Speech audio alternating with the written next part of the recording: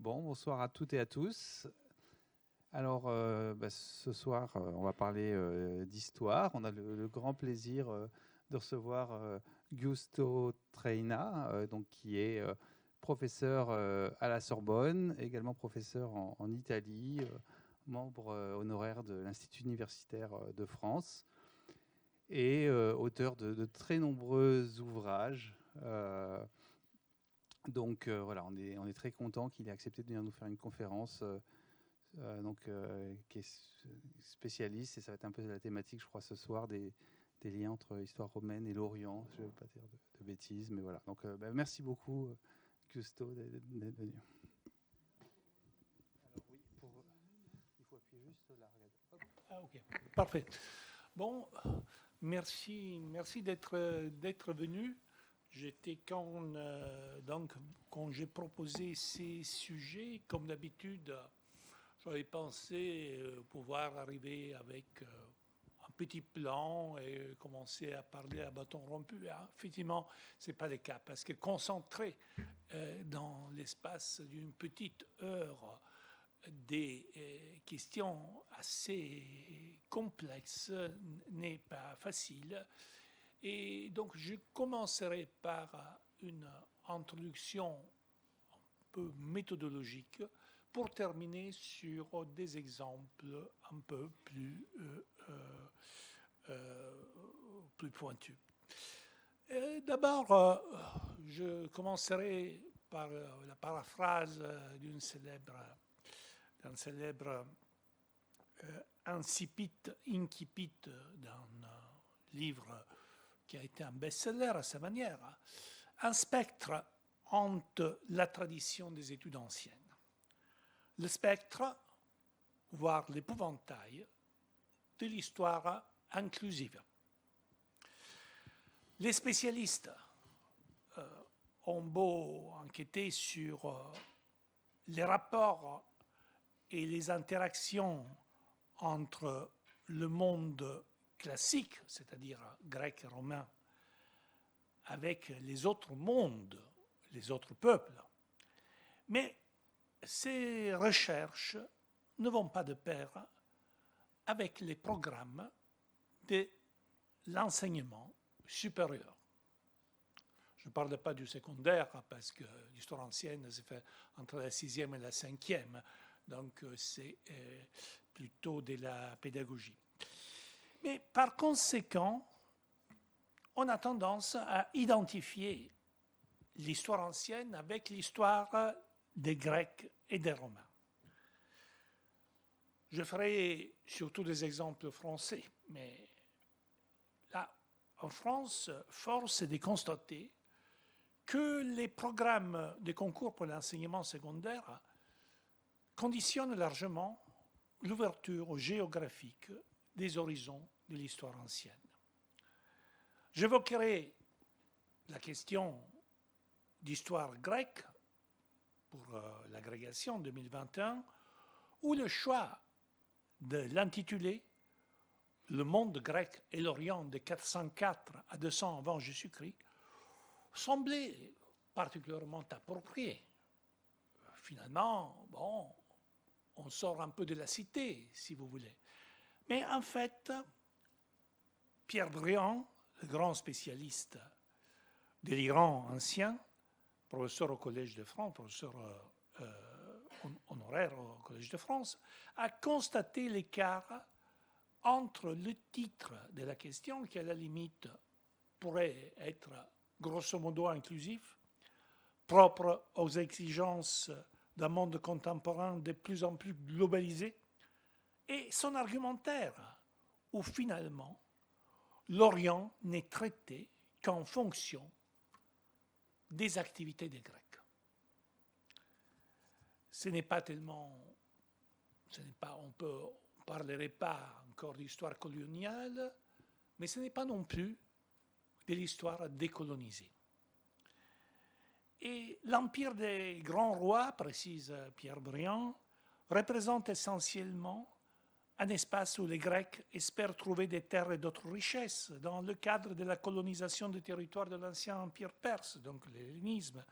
Toute formulation qui en bon français réduisent celui-ci au statut historiographiquement peu enviable de proie coloniale. Mais ils se demandent, cet espace, leurs habitants, quels et qui sont-ils? En fait, on est en plein XXIe siècle et il serait peut-être temps de dépoussiérer notre vision d'une antiquité limitée à la Méditerranée des Grecs et des Romains. Effectivement, dans le monde anglo-saxon, les programmes d'histoire ancienne et les profils de poste deviennent de plus en plus ouverts aux cultures autres.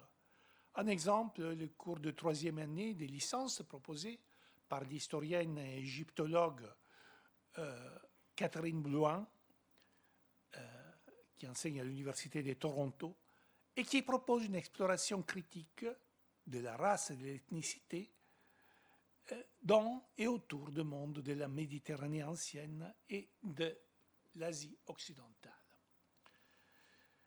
D'après son syllabus, les étudiants seront également amenés à examiner et à discuter des liens entre l'histoire de la Méditerranée ancienne et de l'Asie occidentale. Faites attention à ce terme. On parle d'Asie occidentale, à la limite Asie antérieure, et non pas de Proche-Orient. Parce que Proche-Orient, ou Moyen-Orient, si nous voulons utiliser des catégories anglo-saxonnes, parce qu'ils sont plus éloignés de l'Angleterre, relève plutôt d'une vision coloniale de l'histoire ancienne. Et de l'autre, une attention particulière, dit Blouin, sera accordée à la réflexion critique sur les pièges historiographiques découlant de la rétrojection des constructions raciales et ethniques contemporaines sur le passé et vice-versa. Et donc, on donne une attention particulière aux sources primaires, et toutes les sources primaires et secondaires sont replacées dans des contextes géopolitiques, les contextes dont elles sont issues, ces sources. On pourrait multiplier les exemples. En Angleterre, les diplômes d'histoire ancienne délivrés par l'université de Newcastle, donc à côté du mur d'Adrien, proposent d'étudier un large éventail de questions historiques relatives à l'histoire grecque et romaine. Les interactions des Grecs et des Romains avec les peuples voisins ou conquis. Une époque de grande mobilité, de contacts interculturels et d'échanges. J'ajouterai vaste programme. Mais dans les deux cas évoqués, il y a un mot-clé, c'est connectivité, connexion. En fait, et là, normalement, il n'y a aucun problème. Nos pédagogues, à la limite, seraient contents de permettre une telle ouverture. Mais est-ce que cette ouverture peut se proposer également dans un milieu d'enseignants-chercheurs qui ont été formés à être spécialistes d'histoire grecque, spécialistes d'histoire romaine, même à l'intérieur de ces disciplines, on peut être spécialiste de la Grèce classique ou de l'hellénisme. Ça pose effectivement un problème. Et il faut ajouter que dans les milieux les plus conservateurs, notamment en Europe, la vieille Europe, ces ouvertures ont soulevé des critiques sévères, et pas que par des savants d'un âge respectable, dépassés par les changements de paradigme. Là, par exemple, nous avons le cas d'un brillant trentenaire, le français Raphaël Dohan, auteur de plusieurs livres sur des questions anciennes, et c'est un ancien normalien, mais il n'est pas un universitaire. Il est juge au tribunal administratif de Paris, mais il est quand même bien placé pour parler des Grecs et des Romains, car avant d'intégrer l'École nationale d'administration, il avait décroché une agrégation de lettres classiques. Et attention, Dohan n'est pas un réactionnaire anti-moderne. Dans son livre, il a même osé une histoire contrefactuelle de Rome écrite avec le support de l'intelligence artificielle. J'ai acheté ces livres, j'ai apprécié beaucoup la reconstruction graphique, j'ai moins apprécié le fond traditionnaliste qu'on trouve devant cette question. Et là, ça serait effectivement une question intéressante à proposer, parce que l'intelligence artificielle peut être utile, mais ça dépend justement de la manière où l'on peut utiliser. Et le résultat final pourrait être intéressant pour donner des cours où l'on pourrait montrer, par exemple, César, Cléopâtre, Marc-Antoine dans le meilleur style Pixar-Disney. Et je ne sais pas, peut-être, est-ce que ça va évoluer ou simplement j'ai payé les logiciels les plus cheap. De toute façon, pour revenir à Dohan, il y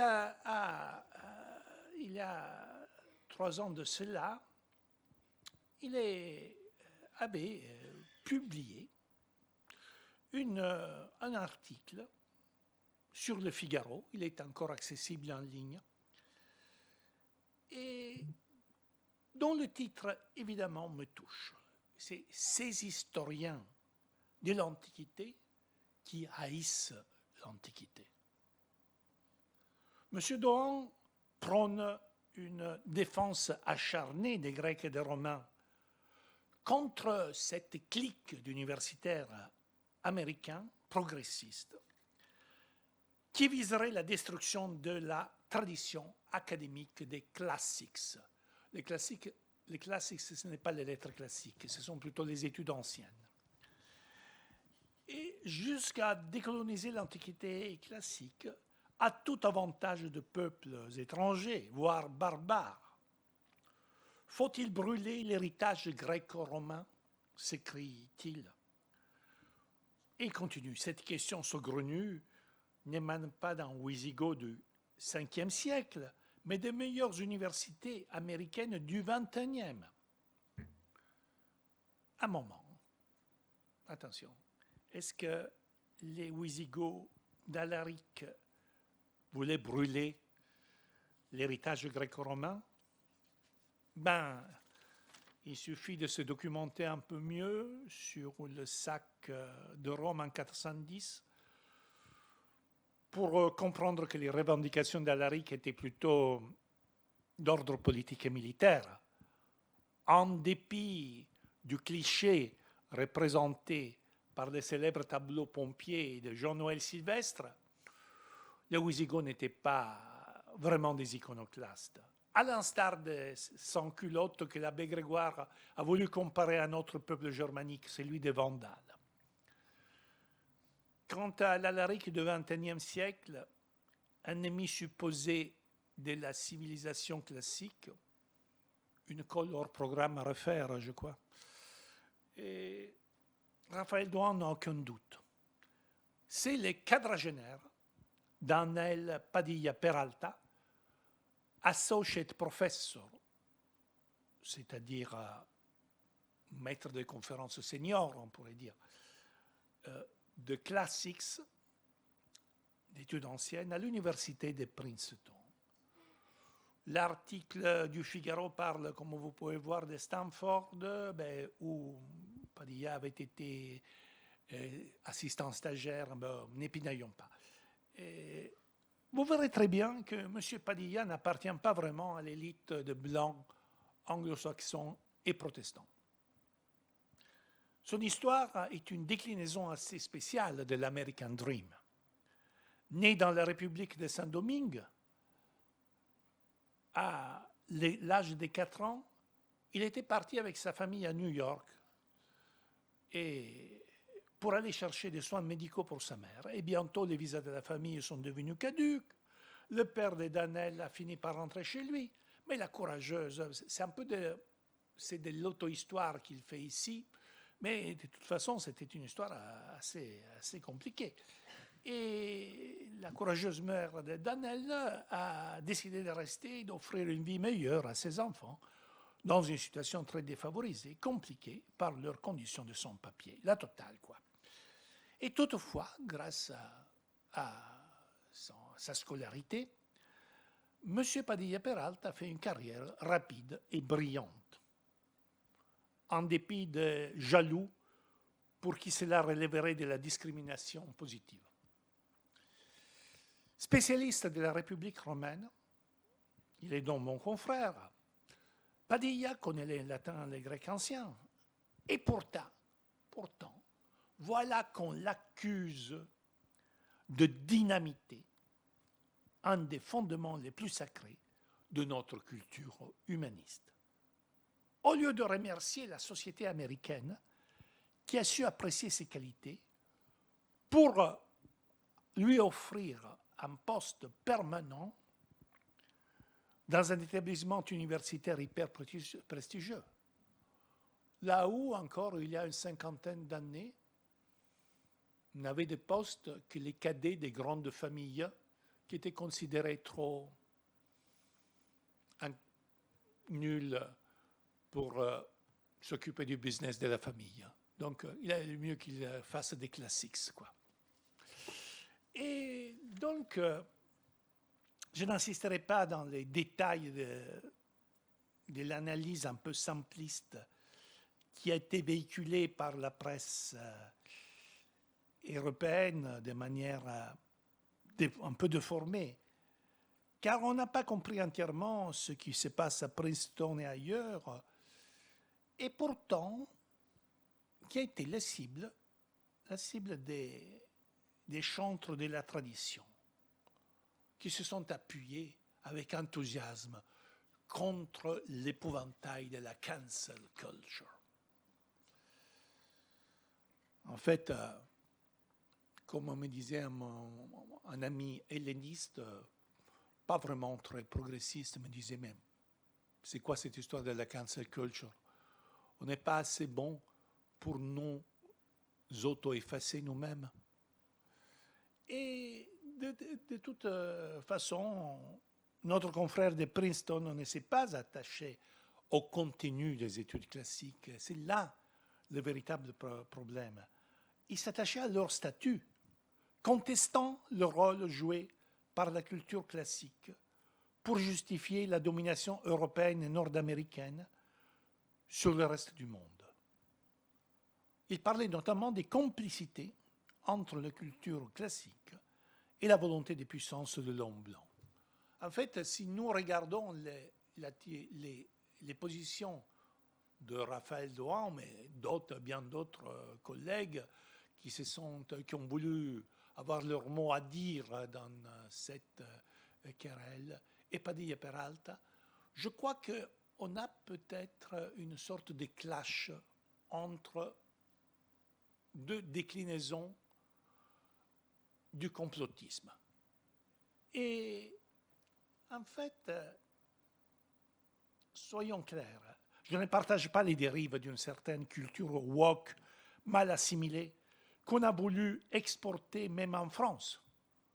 Vous vous souvenez peut-être de ce qui s'est passé à la Sorbonne en 2019, quand l'helléniste et metteur en scène Philippe Brunet s'est vu censurer une représentation des suppliantes d'Eschyle, car il était accusé de pratiquer les tristement célèbres blackface.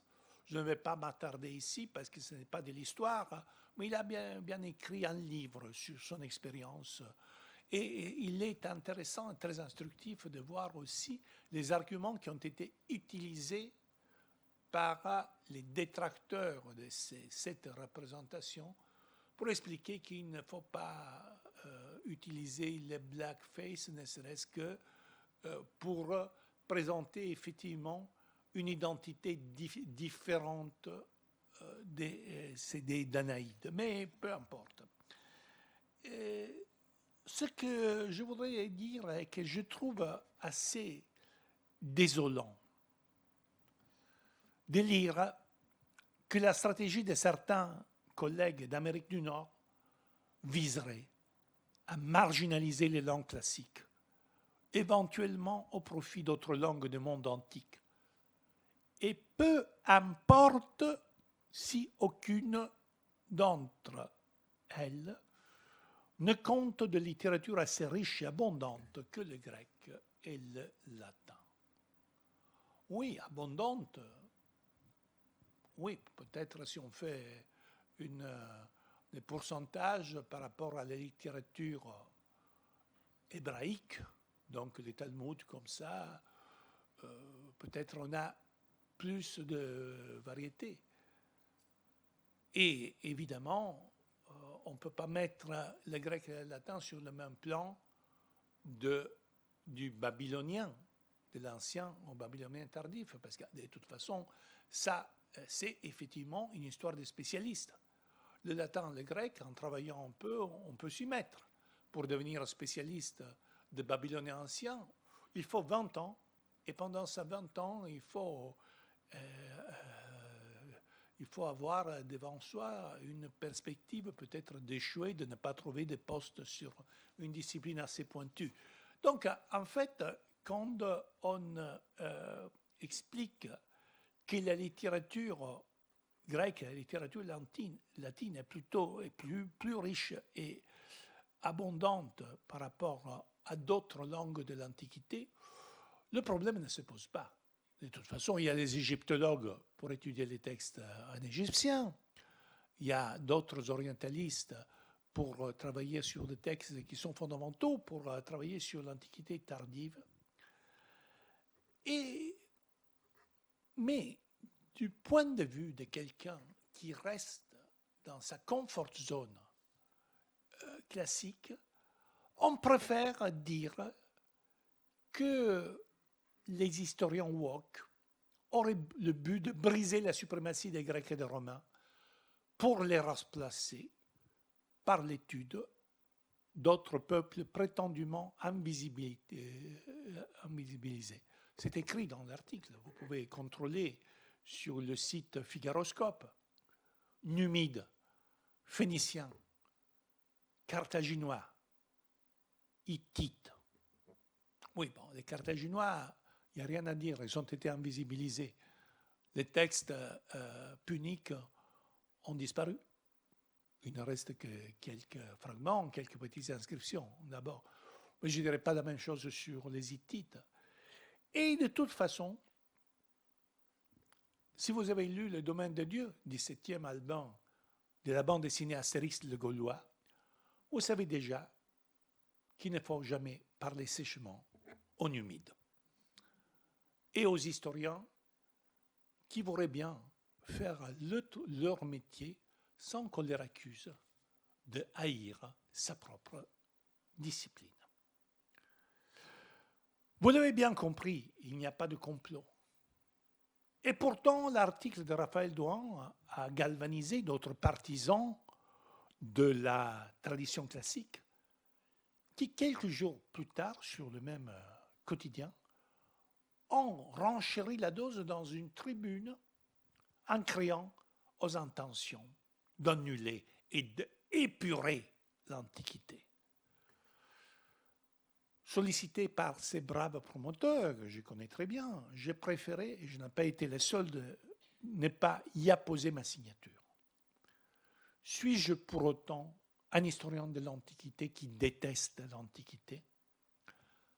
Pardonnez-moi de toucher à un sujet sensible, surtout dans ces derniers mois. Mais je ne peux m'empêcher de dresser un parallèle avec les catégories de l'auto-antisémite, en hébreu littéralement auto-antisémite, un terme qui en hébreu moderne désigne les juifs qui pratique la haine de soi-même. Noam Chomsky, Shlomo Sand, vous voyez. Et en fait, les auto-antisémites, aux yeux des défenseurs de la tradition, ce sont ceux qui ont des attitudes critiques à l'encontre du sionisme et voire de la politique de l'État d'Israël. Donc c'est très délicat. Or, j'ai l'impression qu'aux yeux des défenseurs de la tradition, tout historien qui propose de renouveler, voire de décoloniser les études anciennes, ne serait qu'un renégat, un traître à la cause, bref, un auto-anti-antiquisant. Effectivement, mon attitude est assez suspecte, car l'année dernière, un peu de publicité, désolé, vous êtes libre de ne pas publier la conférence sur votre site, j'ai publié La guerre mondiale des Romains, un ouvrage où j'ai proposé une lecture des années 44-30 avant Jésus-Christ, de la mort de César à la mort d'Antoine et Cléopâtre, qui sort de la perspective traditionnelle des guerres civiles. J'avais écrit notamment que sans arriver à écrire une véritable histoire inclusive, car la plupart de nos sources reflètent davantage le point de vue des Romains que celui des gens de l'extérieur, j'avais essayé tout de même de proposer un nouvel équilibre, sortant les étrangers de leur rôle de second couteau, transformant les marginaux par rapport au centre de l'État romain dans une perspective plutôt polycentrique. À côté d'Octavien et d'Antoine et d'autres Romains plus ou moins importants, des étrangers moins bien connus que Cléopâtre ne furent pas moins impliqués dans le grand jeu entre Rome, l'Empire de Parthe et les autres peuples voisins. Bref, j'avais souhaité faire plus de place à ces groupes ethniques qu'on appelait barbares dans l'Antiquité et qu'on continue de considérer comme des peuples sans histoire. Et qu'on évoque très rarement dans les manuels traditionnels, comme si les Parthes ou les Africains ou les Celtes n'avaient existé qu'à certaines époques, ou bien lors des conflits avec les nations méditerranéennes. Car l'histoire des événements qui ont abouti à la prise du pouvoir du fils du divin César, à savoir Octavien, le futur empereur Auguste, prend une autre connotation si l'on change de point de vue et que l'on adopte une perspective plus adaptée aux instances historiographiques du XXIe siècle. Les histoires connectées, l'histoire globale. Oui, pour l'Antiquité, c'est plus difficile, il y a moins de sources. Mais ce n'est pas pour autant impossible. Et notamment parce qu'il est absurde de qualifier de fin de guerre civile, comme l'ont fait déjà des auteurs anciens, l'issue de cette séquence du conflit interne, mais surtout externe, qui s'est déclenchée après les Ides de Mars et s'est achevée 14 ans plus tard, au mois d'août de l'année 30, pour la victoire finale du jeune César.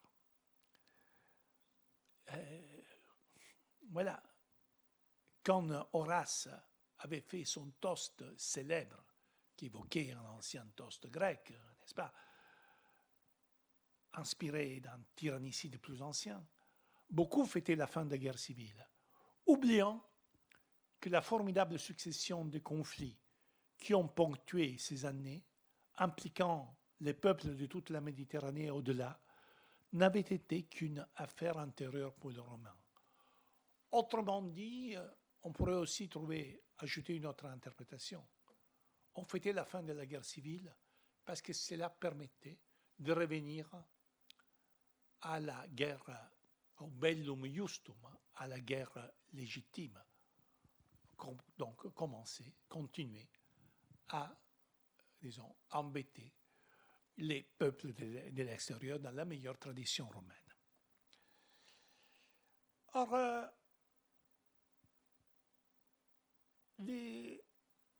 donc, plusieurs siècles plus tard, dans la première moitié du 5e siècle de notre ère, la fresque se trouve, est du 16e siècle, vous la trouvez dans un palais de Bologne, Palazzo Fava. Son auteur, c'est Annibale Carracci.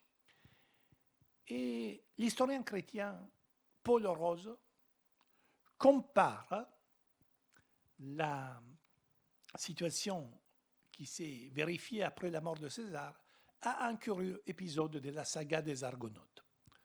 Celui des dents des dragons sémés par Jason, d'où avaient jailli des guerrières armées qui s'étaient immédiatement mis à combattre, s'anéantissant les uns les autres. Pour Orose, qui écrivait après les sacs de Rome quand même, et les chefs de guerre qui s'affrontaient dans les guerres civiles renaissaient plutôt des cendres de César, tandis que les populi, c'est-à-dire les peuples étrangers, assistaient au spectacle. Bella spectanda populis. Mais est-on sûr que tous les peuples en question ne faisaient que regarder, peut-être en attendant de voir qui allait gagner? Oui, effectivement, ça pouvait arriver dans les provinces romaines soumises depuis longtemps, mais que pensaient-ils les soi-disant barbares impliqués plus ou moins volontairement dans le nouvel ordre géostratégique proposé au cours du 1er siècle avant Jésus-Christ par des commandants puissants et autoritaires tels que Sylla, Pompée, César, Antoine? Comment ont réagi les rois impliqués dans la guerre de Rome et les aristocrates de leur royaume lorsqu'ils ont pu le faire? Ou bien les prêtres des temples pillés par les Romains pour financer leurs guerres, tant extérieures qu'intérieures. Dans la perspective des anciens Romains, et plus encore des chercheurs de l'histoire de Rome, ces réalités ont été marginalisées ou reléguées à l'arrière-plan, comme si le passage de la République au Principat, dans notre jargon d'historien, on l'appelle la Révolution romaine, avait occulté tous les contextes extérieurs du monde romain, minimisant le rôle des différents peuples, quel que soit leur degré de civilisation ou de barbarie.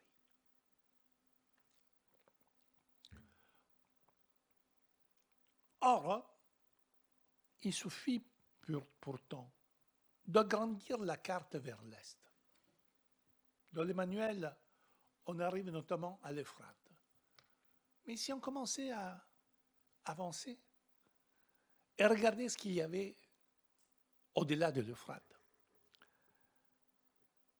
et là on comprend l'importance géostratégique du grand empire des Parthes, qui dès le milieu du 1er siècle avant Jésus-Christ avait déclenché entre Rome et l'Iran une guerre qui devait durer des siècles, évidemment.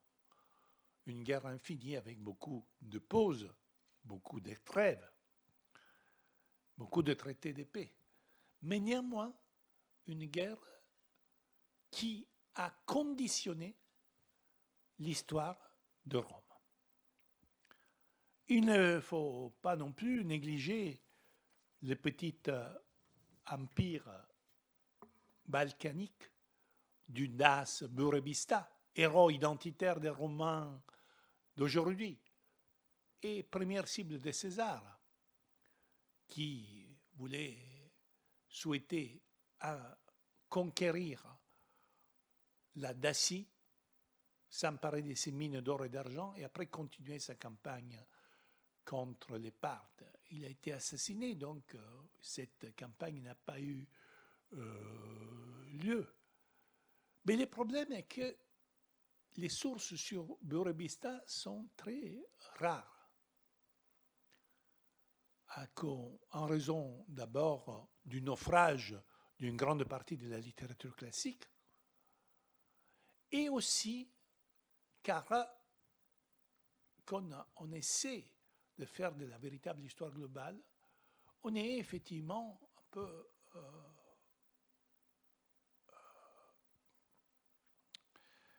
turlupiné devant la tendance à voir que des pans entiers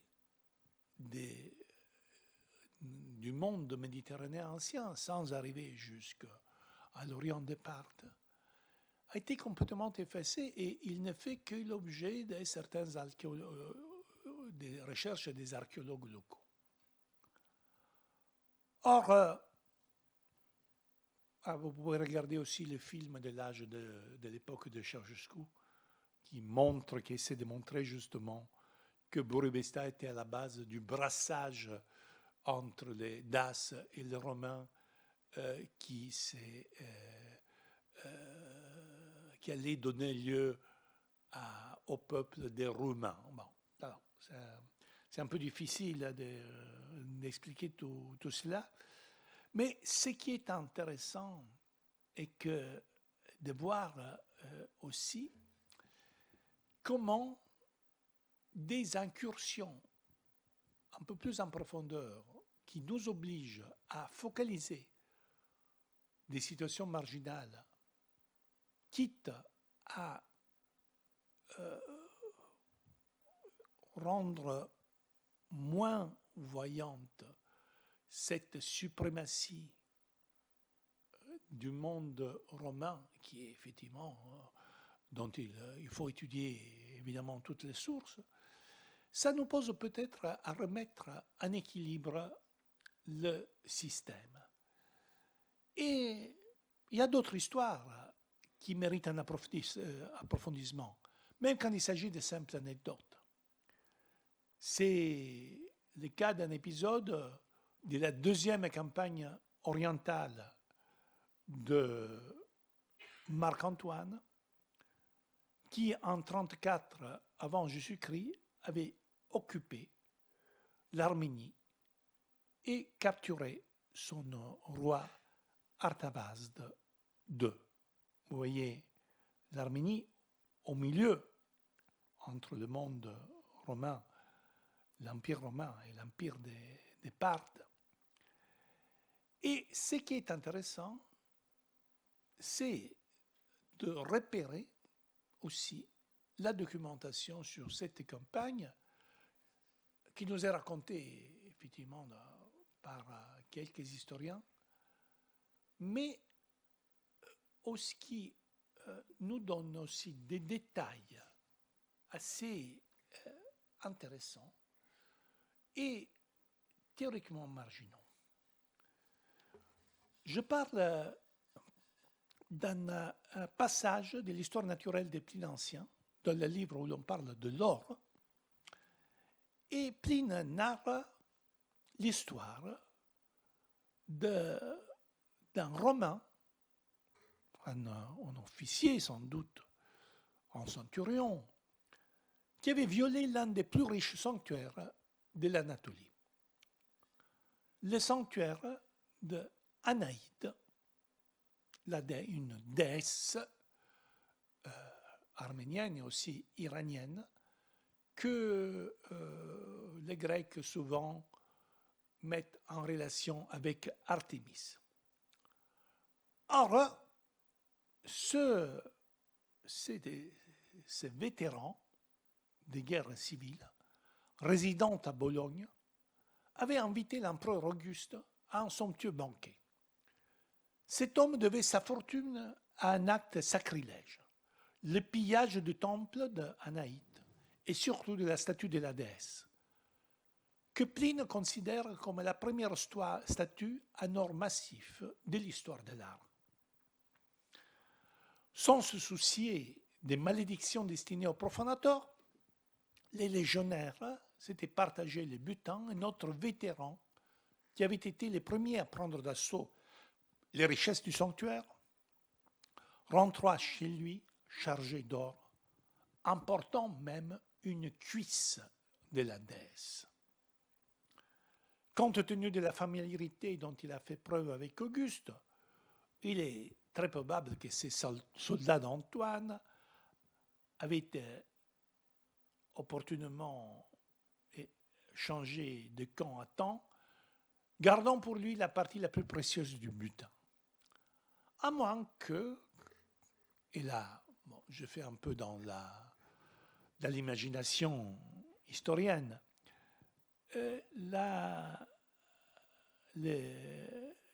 profitant du climat de confusion créé après la rupture définitive entre Octavien et Antoine, l'entreprenant vétéran ait pu faire courir le bruit que l'homme qui avait le premier profané ces statues de la divinité avait été frappé de cécité et de paralysie, et qu'il avait donc expiré. Et après, il avait expliqué, quand Auguste lui a demandé, mais est-ce que c'est vrai? Pas vraiment. Et la preuve, toi, César, tu es en train de dîner avec une cuisse de la déesse. Après on peut imaginer que donc après avoir fondu sa part du butin, il avait disparu pour entrer en Italie, puis s'installer dans le municipe de Bologne, une ville antonienne d'où Octavien avait expulsé les propriétaires pour les remplacer, profitant de ses prérogatives de censeur, pour entrer dans l'ordre équestre et avoir les moyens d'accueillir les princeps avec un repas digne de son rang. Sans doute sans utiliser des assiettes en or pour éviter les comparaisons dangereuses avec les somptueux banquets alexandrins de son ancien commandant, le triumvir Antoine. C'est une histoire intéressante, mais malheureusement, en dehors du témoignage de Pline l'Ancien, les pillages du temple d'Anaït n'ont pas laissé de traces, et ce n'est pas étonnant, car les sources arméniennes, qui datent du 5e siècle de notre ère, ont gardé quelques allusions au sanctuaire d'Anaït, aux guerres d'Antoine et à la captivité du roi d'Arménie, Artavasde, capturé par Antoine. Mais toutefois, on ne parle pas trop de ce sanctuaire, au-delà de l'anecdote de Pline, car toutefois la violation du sanctuaire était pratique courante dans les guerres des anciens. Avant Antoine, Pompée puis Crassus avaient même dépouillé les temples de Jérusalem de son or. Et d'ailleurs, la destruction définitive du sanctuaire d'Anaït ne se doit pas des ennemis, mais aux Arméniens même. C'était un épisode du processus de christianisation du pays au début du IVe siècle. Donc, vous avez vu, c'est un exemple peut-être marginal, qui va au-delà des véritables événements, ceux qui ont concerné les personnages, les véritables protagonistes de cette période. Mais il y a aussi des personnages mineurs qui peuvent sortir, ça et là, à la condition que l'historien s'intéresse à leur cas, sans écarter leur présence et surtout les contextes d'interaction, dans ces cas, évidemment, une véritable prédation qui était typique d'une grande partie des cas d'interaction entre peuples dans le monde grec comme dans le monde romain. En fait, une autre histoire à écrire est justement celle des contrastes ou de la cohabitation entre les Romains et les autres. Le processus de romanisation, tout le monde parle de romanisation, mais ça n'a jamais été vraiment indolore. Il a été scandé par des révoltes, il a été qui ont caractérisé une grande partie de cette histoire. Je ne veux pas dire pour autant qu'il n'est plus important d'étudier l'importance de la cité dans la Méditerranée, ni de comprendre les enjeux de l'histoire sociale, le rouage entre les princeps, le Sénat, les chevaliers, d'accord.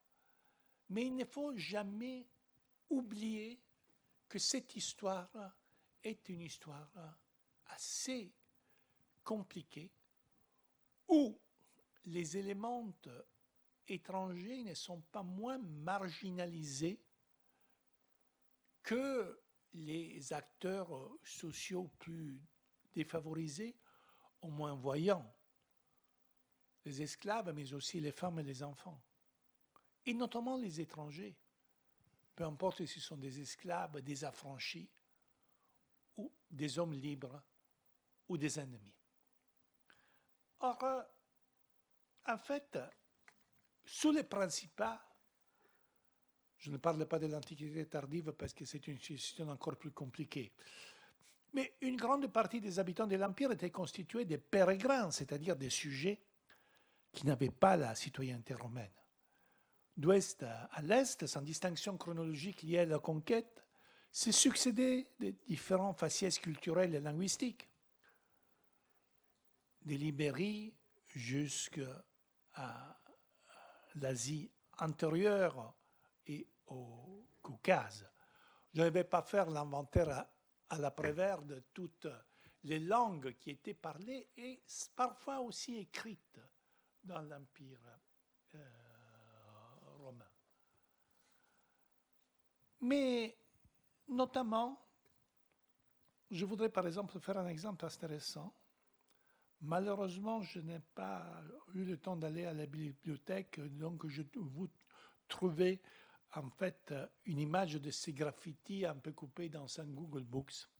C'est une inscription qui a été trouvée dans la vallée de l'inscription. En fait, Wadi Mukatab, c'est-à-dire en fait la vallée écrite.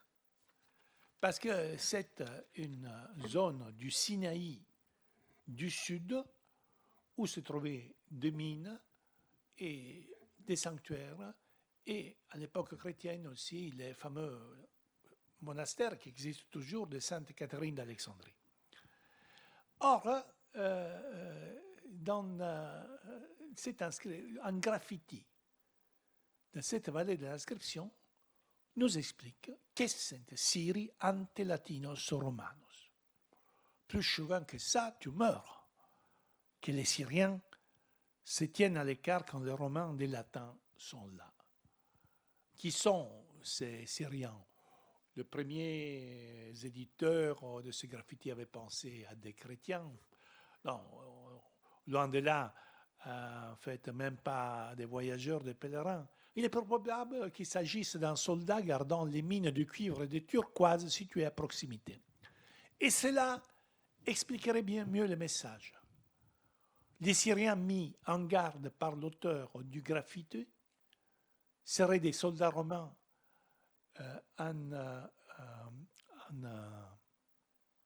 enrôlés en Orient, qui étaient traditionnellement peu appréciés pour leur discipline et leur performance, et surtout dotés d'une identité très peu latine. Vous voyez, ça aussi, un graffiti marginal, mais qui en dit long sur les problèmes qu'on trouve dans une histoire dont on peut récupérer certains morceaux. Et pour terminer, j'évoquerai une source qui parle d'un personnage fictif, mais qui en dit long sur les nuances de l'interaction entre la culture des élites romaines et les citoyens d'origine orientale. Je vous présente les richissimes affranchis Trimalchions. Vous avez entendu parler des Trimalcions aussi, mais en fait, c'est Trimalchion en latin, et qui est un personnage des Satyrica ou Satyricons, un ouvrage latin du 1er siècle après Jésus-Christ. Son auteur, l'aristocrate Pétrone, met en caricature le petit monde des affranchis enrichis, un véritable univers parallèle dans la société romaine où trône Trimalchion, qui doit sa fortune au commerce du vin, d'autres produits alimentaires et bien sûr des esclaves. Nous pouvons bien l'imaginer comme l'a fait Federico Fellini pour son film de 1969, c'est Fellini Satyricon. Faute d'assigner le rôle du tonitruant affranchi à Carlo, comme il voulait, à Carlo Pedersoli, vous le connaissez comme Bud Spencer, en fait, Bud Spencer a dit non, parce qu'il était un peu comme Lino Ventura, et il refusait de se mettre à poil dans un film. Et donc, le cinéaste italien a choisi son restaurateur, Mario Romagnoli, qui en fait était passablement nul comme acteur, mais en revanche avait de la gueule. Le maestro appréciait son regard de sable, il suo sguardo sabbioso. La demeure où Trimalchion offre les somptueux banquets décrits dans les Satyricas se trouvait en Campanie, probablement près du port commercial de Puzzole, une escale essentielle pour les trafics qui lui avaient assuré sa fortune. On définit souvent Trimalchion en parvenu, ce qui est anachronique car la société romaine permettait à un individu né esclave de s'enrichir, mais pas d'être accueilli par la bonne société. À la limite, c'est ses descendants qui pouvaient se permettre cela si ils avaient continué à enrichir le patrimoine des familles. Dans un article datant de 1961, paru sur les Annales Économie, Société, Civilisation, le grand historien français Paul Venn avait souligné la barrière qui séparait les anciens des ingénus, une barrière qui n'était pas horizontale mais verticale. Cette étude fondatrice a contribué à faire de Pétrone une source d'histoire sociale. Mais pourtant, son étude n'a pas vraiment exploré le côté littéraire de Trimalchion, ce qui nous intéresse maintenant. Ceci a été exploré surtout par les latinistes. Et donc, Trimalchion a, en fait, mais lors de son banquet, ne se limite pas à épater ses convives avec des mets plus qu'élaborés, qui ont inspiré, entre autres, l'imaginaire moderne et contemporain des orgies romaines. Dans sa parodie du genre littéraire du Sympose, Pétrone met dans la bouche du riche affranchi des propos parfois vulgaires, souvent déplorables, et il ne cesse de faire des allusions littéraires prétentieuses, touchant à l'astrologie, à la mythologie, à la littérature, à l'histoire, pour songer les propos des tables de la véritable aristocratie, instruite dans la philologia, un mot emprunté du latin à la langue grecque, et qui désigne ce qu'aujourd'hui on appellerait les humanités. Les publics à qui Pétrone s'adressait était censé de rire devant la maladresse de Trimalchion quand il prônait l'étalage de sa philologia, la culture classique qui était à la base de la formation de l'aristocratie romaine dont les membres se devaient de maîtriser le latin et le grec. Et justement, un peu plus loin, Pétrone s'offre encore un nouveau bon mot.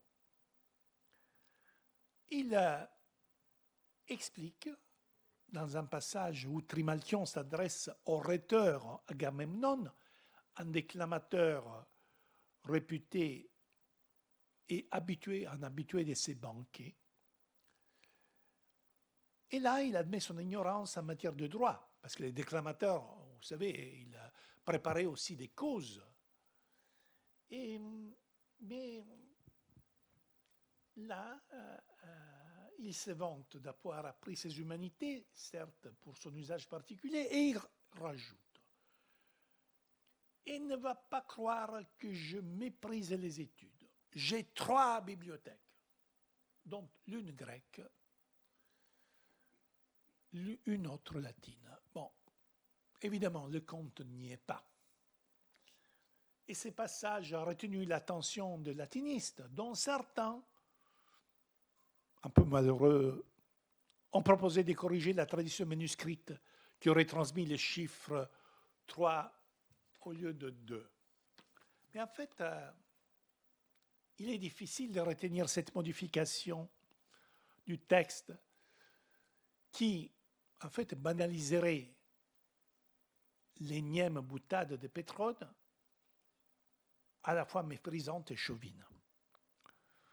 En fait, cette histoire avait bien été déjà comprise par un grand antiquisant français, Pierre Vidal-Naquet, qui, dans un passage de son introduction, Flavius Joseph avait expliqué: la 3e bibliothèque n'est pas nommée car Trimalchion, vous savez, le nom de Trimalchion est très simple. Il est, Tri 3 fois, comme un personnage de comédie, si vous voulez, mais Malchion, ça vient de Melech. Malek, ça veut dire le roi. C'est un nom sémitique. Trimalchion, très probablement, s'il n'est pas né en captivité en Italie, il avait déjà grandi dans un milieu araméophone. Et or, en fait, le biculturalisme de l'Empire gréco-romain, comme dit Vidal-Naquet, avait un fond idéologique. Et on pourrait ajouter que cette 3e bibliothèque sémitique pouvait peut-être faire allusion à des archives plurilingues de documents écrits qu'on a trouvés, effectivement. Bref, par le biais de ces mots subtils, peut-être un peu trop subtils, Pétrone voulait affirmer que dans l'Empire romain, seuls les latins et les grecs avaient droit de citer dans le monde des lettres. Comme le disait le jeune agrégé dont nous avons parlé tout à l'heure, tout se tient. Donc, c'est une attitude chauvine, snob. Seulement, maintenant, voilà qu'il y a des historiens qui haïssent l'histoire ancienne parce qu'ils ont envie d'aller un peu en profondeur. Très probablement, donc, dans l'imagination de Pétrone, Trimalchion parlait l'araméen comme une langue maternelle. Et n'oublions pas que la franchise les plus célèbre de la littérature ancienne, et même du monde romain, même s'il était un personnage fictif, vivait à Pouzzoles, en Campanie, où la présence des marchands et d'esclaves syriens et arabes est très bien attestée. Non loin de là, à Pompéi, des spécialistes ont repéré non seulement des graffitis araméens écrits par des esclaves, vous pouvez les voir ici, et je vous donnerai la référence pour les intéressés, mais aussi on a trouvé des graffitis arabes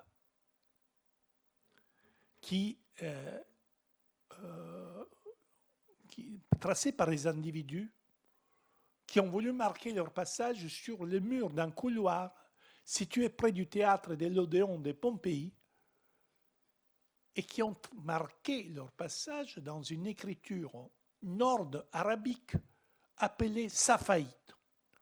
Comme vous pouvez voir, ce n'est pas de la grande littérature. Il s'agit de noms. On ne sait pas s'ils sont des esclaves, d'otages politiques ou de simples voyageurs, voire des marchands de passage qui s'étaient payés une représentation ou un combat de gladiateurs à Pompéi. Mais il s'appelait un homme, Aslam. Il y a même, c'est le numéro 5, un Shams Giram Samsigéramos Ben Malki, fils de Malik. Pendant plusieurs années, après la redécouverte de Pompéi, ces graffitis uniques sont passés inaperçus et n'ont été reconnus que dans les années 1980, quand on a commencé effectivement, à passer au peigne fin les murs de Pompéi. Et il n'est pas exclu que d'autres inscriptions de ce type ou d'autres écritures étrangères à l'Empire romain attendent encore un découvreur. Et de la même manière, comme je dis souvent à mes étudiants, il faut s'y attendre aussi le contraire. Des graffitis écrits dans une latine cursive, qui est une écriture qui n'est pas facile à comprendre, qui pourrait se trouver quelque part dans une cave d'Asie centrale ou de Chine, attendant un découvreur éclairé qui va au-delà de la routine de ses études. Je vous remercie.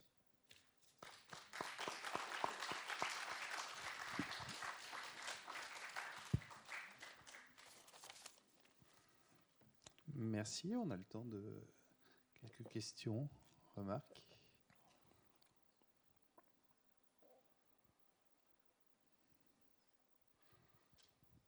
Antoine, dis-moi, est-ce que Lucien était asiatique ou grec?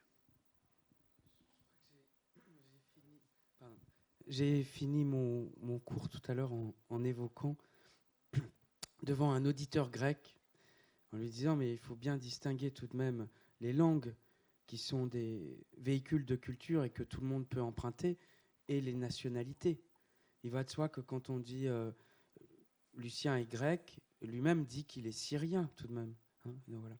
Ça fait penser quand même, moi je pense beaucoup à, une fois j'avais écouté Corinne Bonnet qui nous avait parlé de Méléadre de Gadara.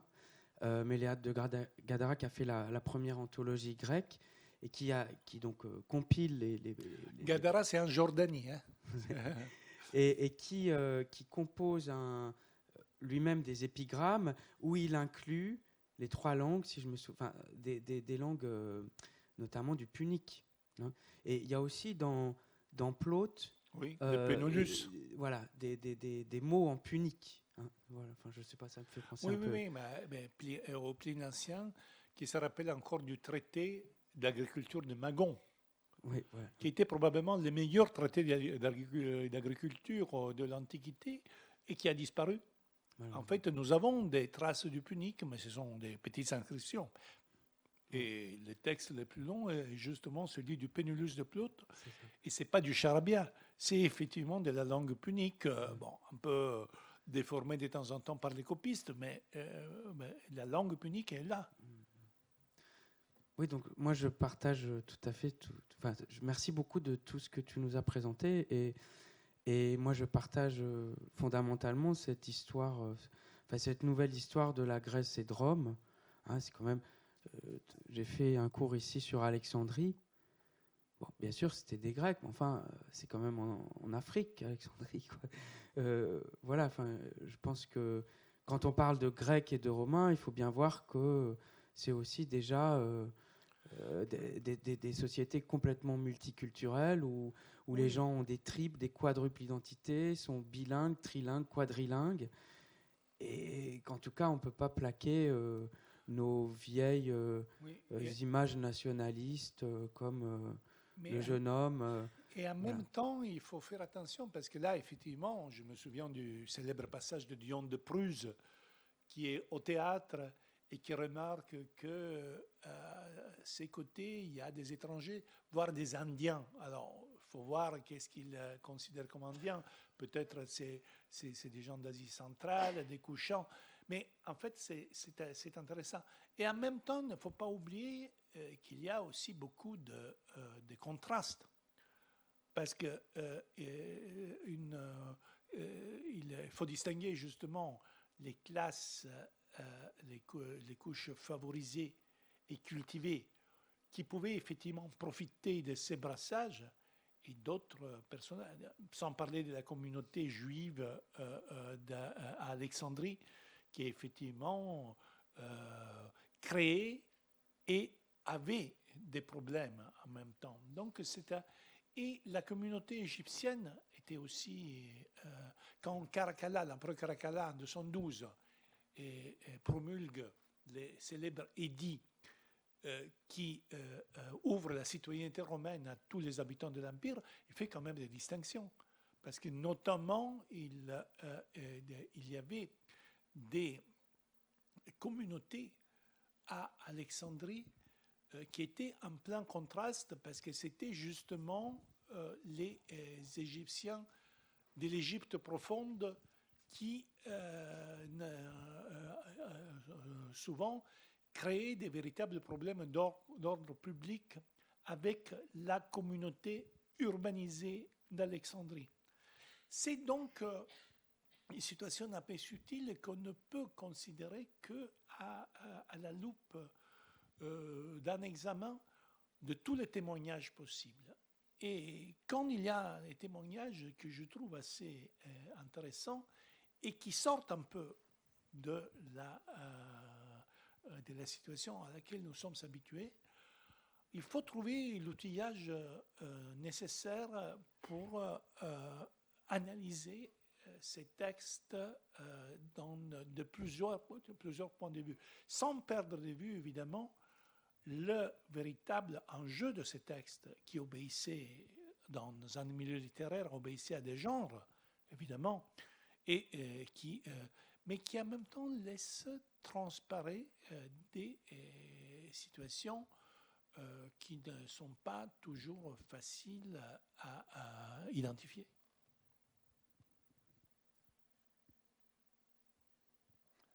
Ok. Une autre question, remarque?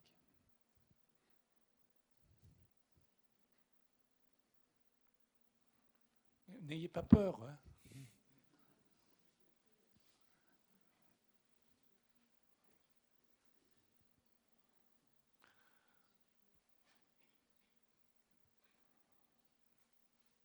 Je me sens un peu triste parce que j'attendais... Ah voilà, une réaction.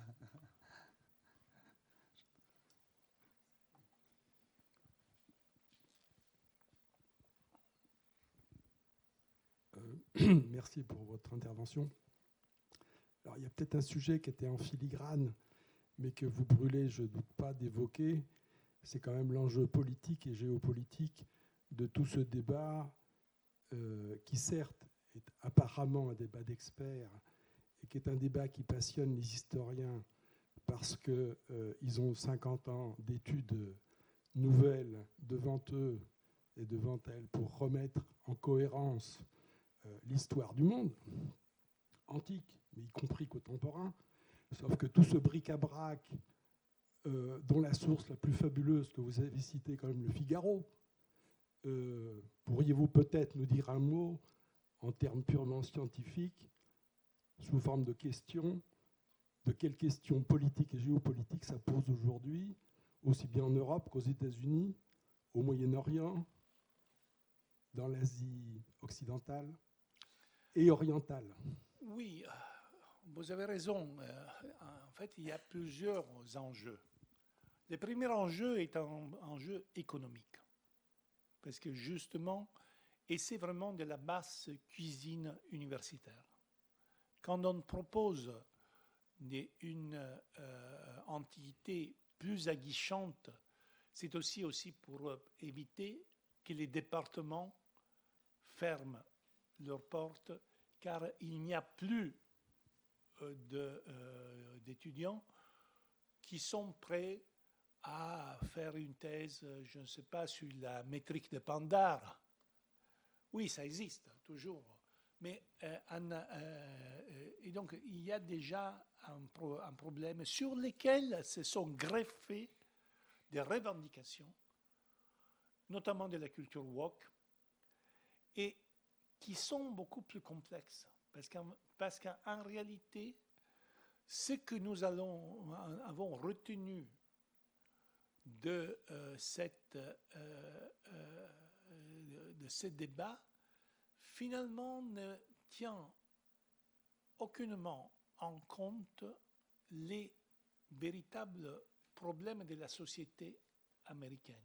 Il n'y a pas qu'une cancel culture soi-disant de gauche, il y a aussi celle de droite.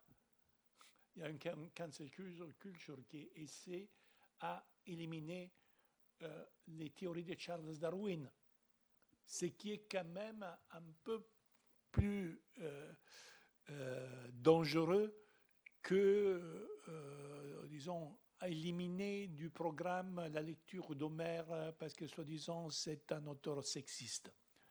Mais en fait, toutes ces questions-là ont été manipulées et un peu tordues. Mais le véritable problème est que ce ne sont pas des pigistes qui ont fait ça.